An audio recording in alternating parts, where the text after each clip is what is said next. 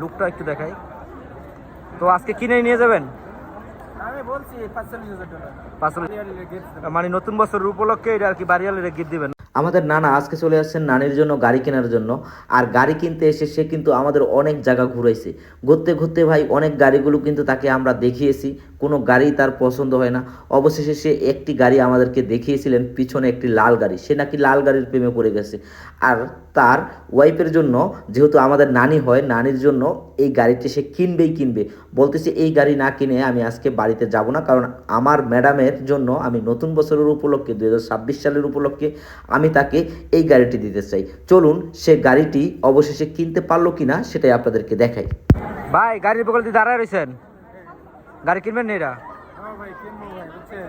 কটা আসায়? চাই $50,000।